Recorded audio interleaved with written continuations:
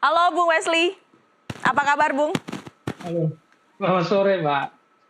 Baik, Bung, jika kita melihat sekarang persiapan yang sudah dilakukan oleh Timnas Garuda Indonesia untuk melawan Australia, Bung, bagaimanakah nanti prediksinya? Apakah nanti Timnas Indonesia bisa menang? Apalagi kita tahu bahwa Timnas ini tidak sekali ini bertemu dengan Australia, bahkan kita mempunyai sejarah ada sekitar 20 kali Timnas bertemu dengan Australia, namun hanya menang satu kali di tahun 1981, Bung. Bagaimanakah tanggapannya?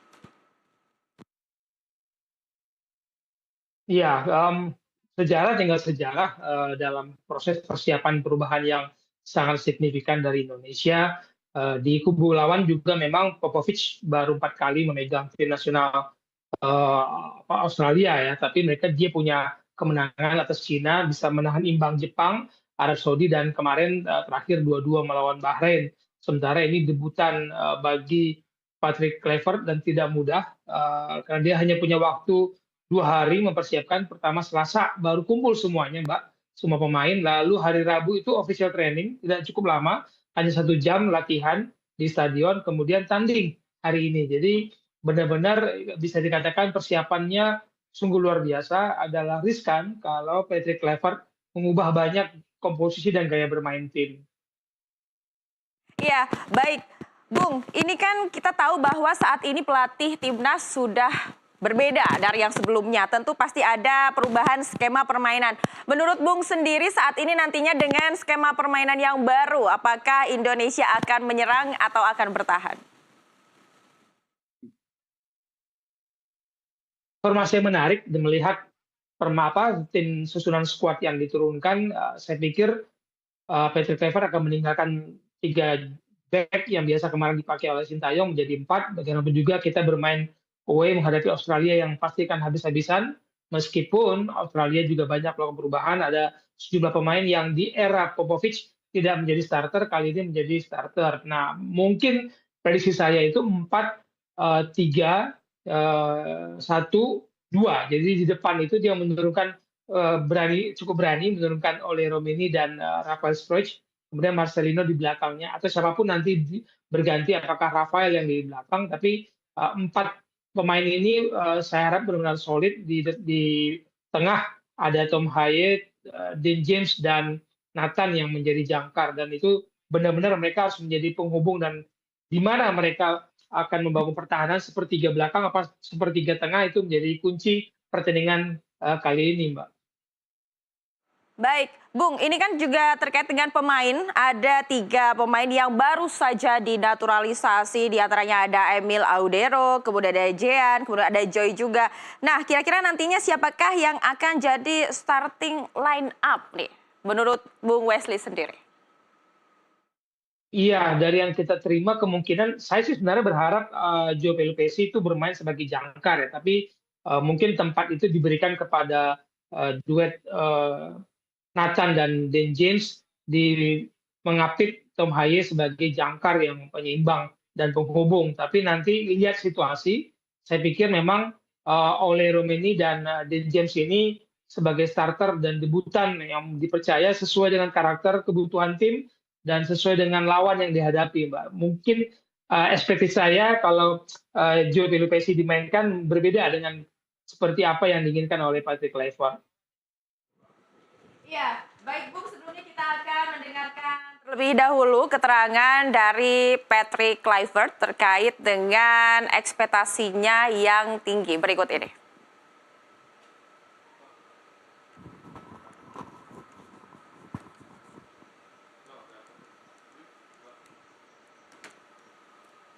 The coach Inte was there for 5 years, did a very good job. A lot of respect he earned in Indonesia and well respected. But he had 2 days training. Players are coming in quite late. But again, that's not an excuse. Also, players from Australia came in late, from Europe or whatever. But we're ready, and that's the most important thing. And the expectations, of course, there's always expectation. And we're doing our best to accomplish the expectations. Baik, Bung Wesley, ini kan terkait dengan tadi adanya ekspektasi tinggi dari Patrick Kluivert terhadap timnas Garuda Indonesia. Apalagi kita tahu bahwa saat ini Patrick Kluivert adalah debut pertamanya dalam membawa timnas Indonesia. Menurut Bung sendiri, terkait dengan apa yang sudah menjadi ekspektasi dari Patrick Kluivert, apakah mungkin Indonesia naik poin dan akhirnya bisa berlaga di Piala Dunia? Peluang itu pasti dan selalu ada karena pertandingan belum dimulai. Kita masih punya harapan di 2 pertandingan awal sebagai uji coba. Tadi kita dengar ya bagaimana Patrick Kluivert mengatakan ada 2 hari mereka untuk berkumpul dan pemain Australia juga mengalami hal yang sama. Tapi jangan lupa Popovich sebagai pelatih Australia kan sudah 4 kali memimpin pertandingan kualifikasi grup 3C ini di kualifikasi 3. Sementara bagi Kluivert ini untuk pertama kali dan dia bertemu seluruhnya, dia mengenal kebiasaan gaya bermain pemainnya hanya 2 hari secara utuh ya dalam hitungan bahwa semua yang dipanggil berkumpul. Jadi tidak semudah itu kemudian kita mengharapkan apa yang dibangun oleh pelatih sebelumnya Sintayong itu bisa dengan mudah dilanjutkan oleh Patrick Kluivert dengan gaya bermain yang berbeda. Tapi yang kita harapkan adalah faktor chemistry pemain profesional, lalu kemudian faktor komunikasi yang lebih gamblang, lebih lancar itu harusnya mempermudah game plan yang diinginkan oleh tim pelatih, strategi dan taktik yang dibutuhkan Indonesia untuk mendapatkan poin di Australia itu lebih mudah disampaikan dan dimengerti. Itu poin pertandingan yang paling penting di era baru ini, Mbak. Iya, baik. Bung Wesley, ini kan juga kita tahu bahwa ada beberapa pemain dari timnas Indonesia yang pada saat ini oleh Patrick Kluivert tidak diterjunkan. Bagaimanakah pendapat Anda terkait ini? Setiap pelatih itu punya pilihan alasan kenapa dia memanggil si A, si B, si C dengan game plan yang disusun yang cocok dengan gaya bermain dia dan cocok untuk menghadapi lawan. Jadi ada 2 pilihan itu, Mbak. Cocok dengan game plan, itu racikan strategi dan taktik yang dia miliki, yang dia inginkan, dan cocok untuk menghadapi lawan. Jadi bisa jadi taktiknya tidak cocok, tapi menghadapi lawan cocok. Itu jadi semua itu diserahkan kepada pelatih dan semua adalah tanggung jawab pelatih. Nah, titik penting lainnya adalah siapa yang diturunkan oleh pelatih itu menjadi penting, tapi bagaimana mengeluarkan kemampuan terbaik dari pemain yang dipilih itu menjadi faktor penting. Jadi belum tentu pelatih setelah memilih dan menentukan starting lineup itu berhasil mengeluarkan kemampuan terbaik. Bisa jadi ternyata si A nggak cocok main sama si B, si C. Si D nggak cocok main sama yang lain. Jadi itu kembali insting pelatih sangat menentukan ketika dia menentukan starting lineup apakah cocok atau tidak dengan game plan yang dia susun, dengan taktik lawan, lalu dengan teman-temannya, apalagi beberapa pemain baru ya. Kalau kita katakan 2 debutan oleh Romeni dan Dean James ini debutan baru yang belum kenal sama sekali gaya bermain. Untungnya faktor komunikasi menjadi pelancar mereka.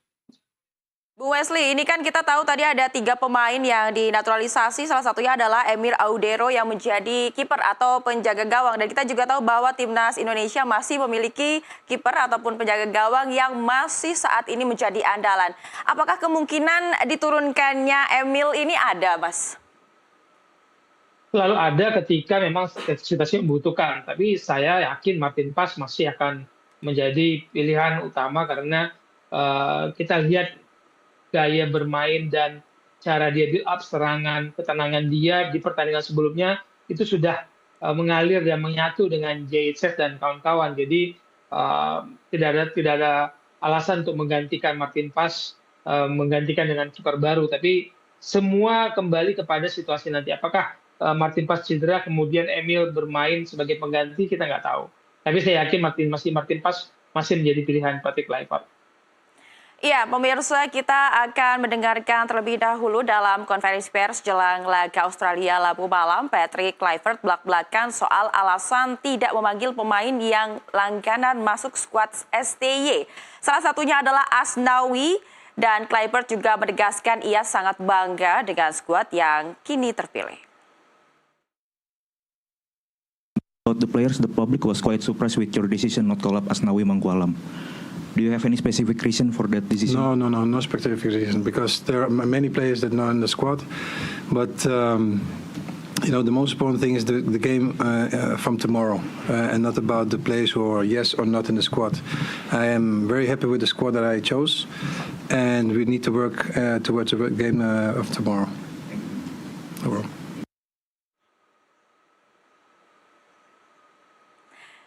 Baik, Bang Wesley, ini kan seperti dari keterangan barusan disebutkan bahwa Asnawi tidak dimainkan atau tidak diturunkan. Bagaimanakah menurut Abang, apakah ini keputusan yang baik?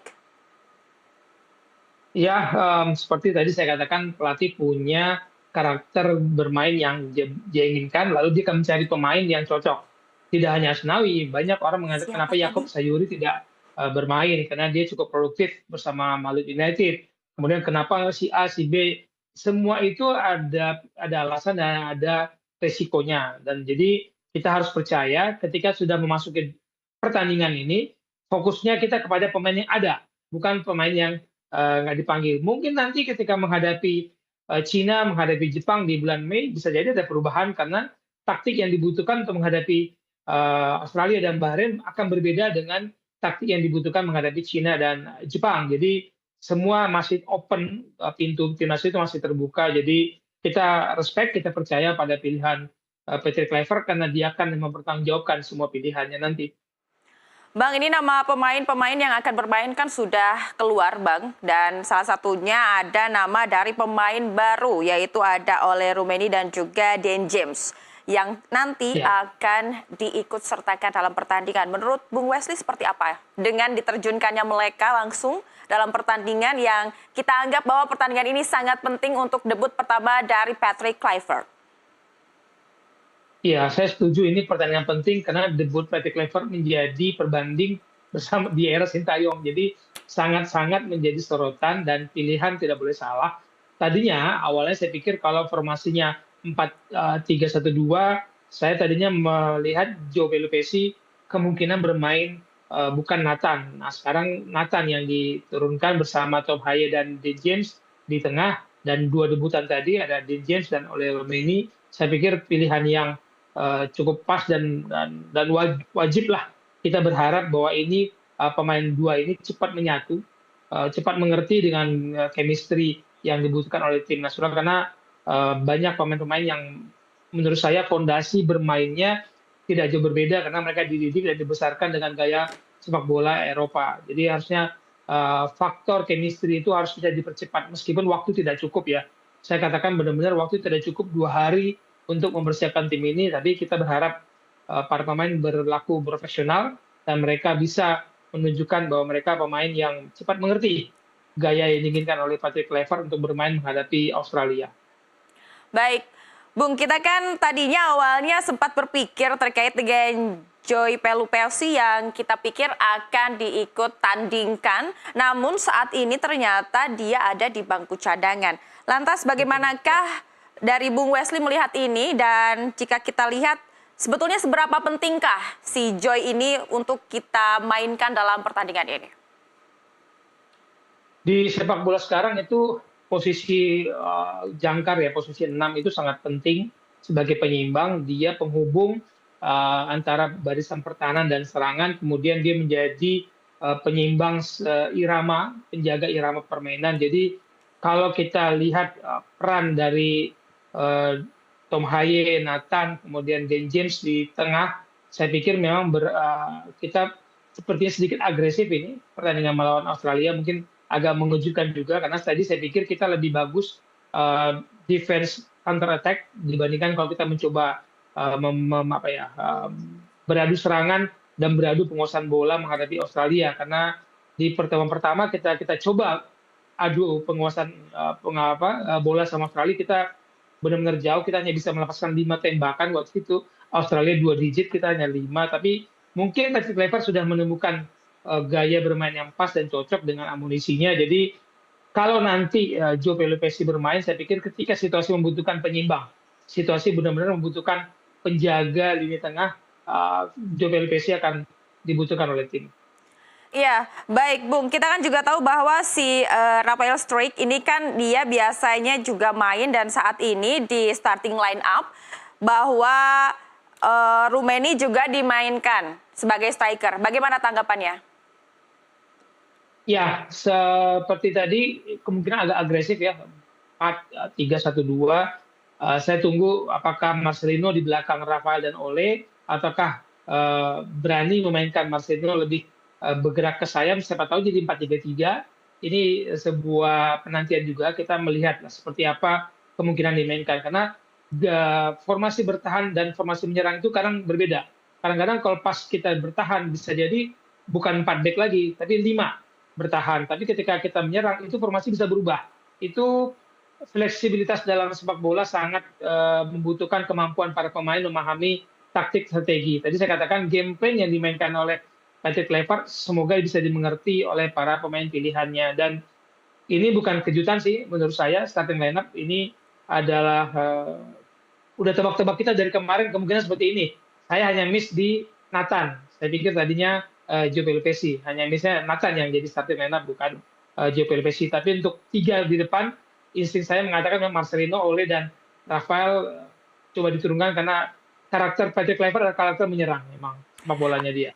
Baik, apakah itu artinya dengan kehadiran Ole ini akan memperkuat lini serang Indonesia, Bung? Saya yakin karena dilihat belakangan Ole sudah sering bermain di Oxford, 7 pertandingan sudah turun, 4 konsol starter dan sudah kita gol. Dan gaya bermain kematangannya untuk bermain di level sepak bola internasional itu yang kita butuhkan. Jadi Rafael Struijk kan bukan pemain posisi nomor 9. Dalam sepak bola itu ada posisi nomor 9, striker atau ujung tombak utama, dan itu ada di posisi oleh Romeni. Baik, kita tahan sebentar Bung Wesley. Kita akan menyaksikan dulu terlebih dahulu situasi kondisi saat ini live langsung dari Sydney, Australia dengan Muhammad Faiz. Mas Faiz, apakah saat ini sudah memasuki stadion? Ya, saya lihat sudah memasuki stadion. Bagaimanakah situasi di sana, Mas Faiz?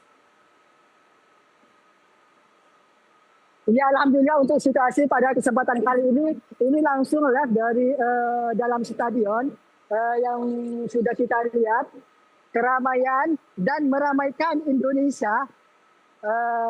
Stadion Sydney sudah ramai dan juga merah merona dengan jersey Garuda Indonesia.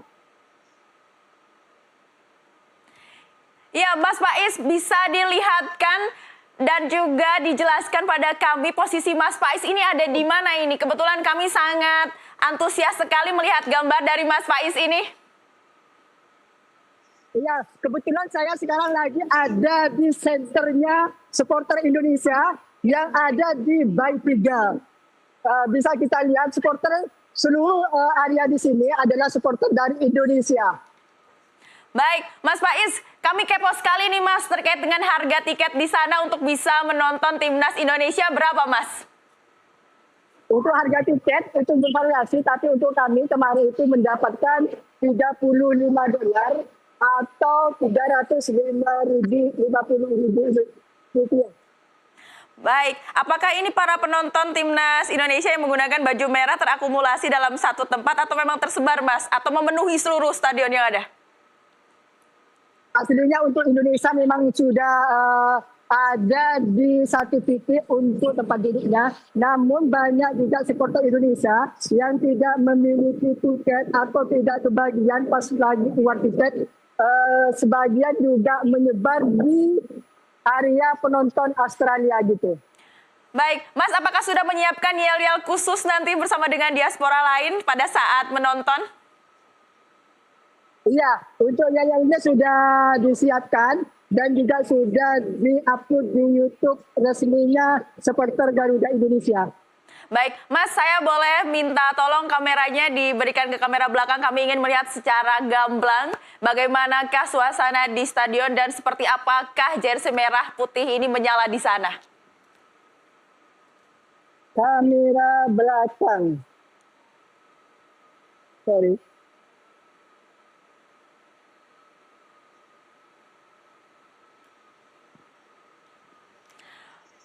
Baik, boleh dijelaskan Mas Faiz, ini nampaknya di lapangan sudah terlihat ada pemain, itu sedang apa Mas? Latihan atau seperti apa?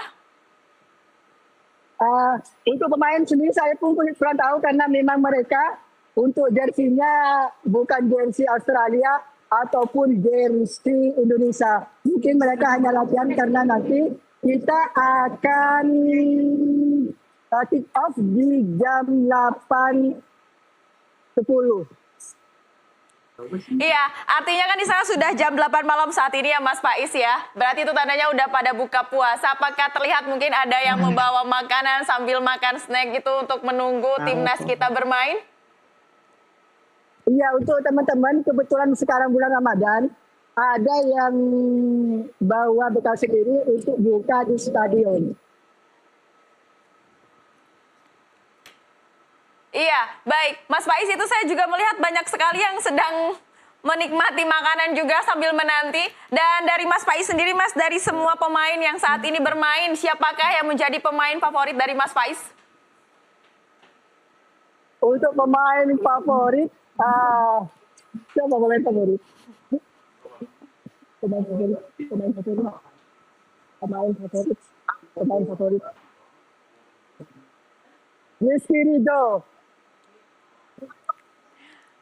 Rizky Ridho untuk pemain favorit saya nanti.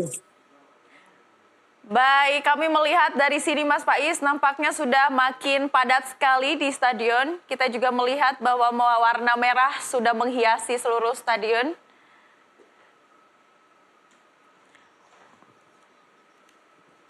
Mas Faiz, terkait dengan timnas dari Australia, para sporternya bagaimana Mas Faiz? Apa terlihat menggunakan baju berwarna apa Mas? Bisa diceritakan kepada kami? Untuk rata-rata supporter Indonesia itu menggunakan jersey yang warna merah, meskipun sebagian ada dari berbagai supporter itu menggunakan jersey warna putih. Namun mayoritas memang mereka itu langsung just tip atau titip jasa kepada supporter yang Indonesia yang kesini gitu. Jadi memang rata-rata sesuai dengan judulnya yang ada di jargon itu memerahkan Stadium Sydney Australia dengan warna merah. Baik, Mas Faiz, terkait dengan stadion dari Sydney sendiri yang saat ini digunakan untuk pertandingan, lokasinya itu berada di mana Mas tepatnya? Apakah ada di tengah kota dan mudah dijangkau atau seperti apa? Karena kebetulan kami yang ada di Indonesia ini sangat kepo sekali ingin tahu lebih jauh Mas Faiz. Untuk kebetulan stadionnya itu ada di CBD atau di titik kotanya. Jadi untuk akses dari Central Station itu perkiraan hanya 3 menit. Iya, biasanya kalau kita nonton sepak bola di tanah air, tepatnya itu pasti ada supporter-supporter yang mengenakan kostum-kostum, kemudian membawa atribut lengkap. Bagaimanakah di sana? Adakah mungkin yang membawa galon mungkin atau apa untuk nanti rame-ramenya? Sebetulnya di stadion kita ketemu salah satu supporter itu menggunakan atribut selain atribut internasional, dan untuk oleh security langsung dihimbau untuk tidak dibawa ke dalam. Karena ketika di dalam itu nanti tetap tidak diperbolehkan untuk seperti atribut-atribut selain atribut nasional. Baik, itu kami melihat di Videotron sedang dilakukan opening, Mas. Boleh diputar kameranya, kami juga ingin menyaksikan. Atau mungkin bisa dijelasin oleh Mas Faiz, bagaimanakah di sana openingnya seperti apa saat ini? Untuk opening memang belum dimulai, mungkin nunggu beberapa saat lagi. Karena mereka ini yang baru latihan, baru dikeluarkan dari lapangan. Baik, lantas itu ada permainan biola apa Mas di sana Mas? Untuk pemain hanya back sound dari tim Haida Australia. Ini kan sekarang Mas Faiz sudah ada di dalam stadion. Apakah sudah melihat pemain timnas, Mas Faiz? Untuk pemain timnas sendiri belum memasuki lapangan. Kemungkinan sebentar lagi ini akan mau memasuki menyanyikan lagu Indonesia Raya.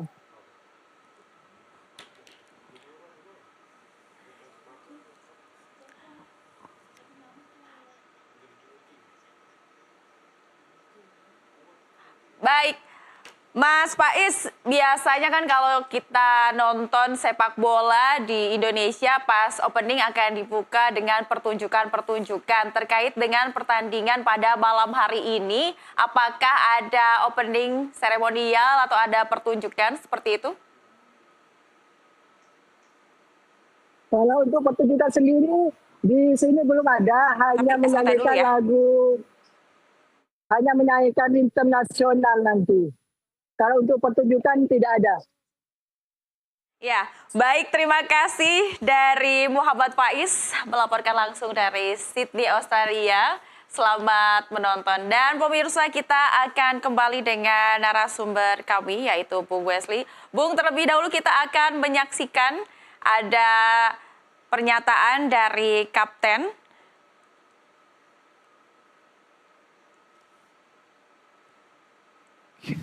The federation is doing a great job with attracting new players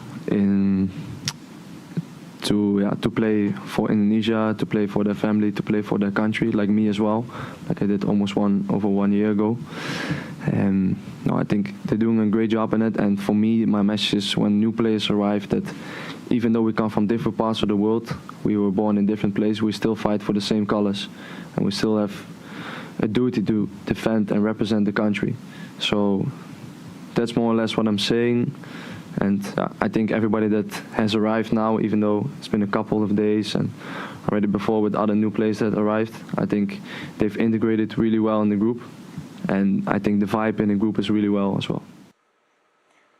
Baik, Bung Wesley, ini kan terkait barusan ada pernyataan dari Kapten yang menyebutkan terkait dengan chemistry antar pemain. Kita tahu bahwa mereka terakhir bermain di bulan November lalu, itu tandanya sudah beberapa bulan berlalu. Dan kemarin persiapannya hanya bermain 2 hari. Itu tandanya chemistry sangat perlu dibangun. Dan bagaimanakah tanggapan dari Bung Wesley sendiri?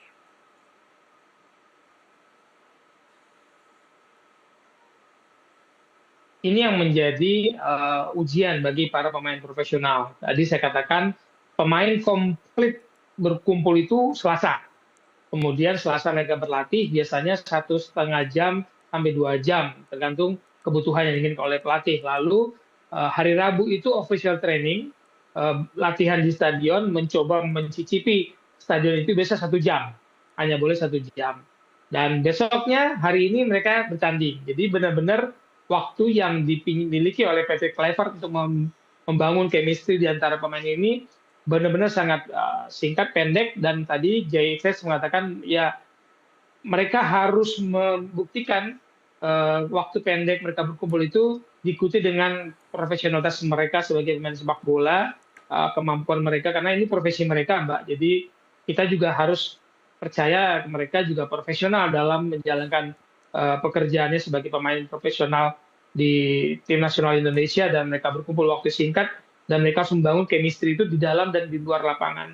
Jadi itu ya sebabnya kita berharap memang tidak banyak gangguan selama mereka di hotel itu, karena mereka harus membangun chemistry di antara mereka off-field dan outfield. Jadi infield di dalam lapangan juga outfield di luar lapangan mereka harus cepat membangun itu tanpa ada gangguan-gangguan non teknis. Jadi harapan kita memang biarlah pemain kita fokus ke dalam persiapan pertandingan ini.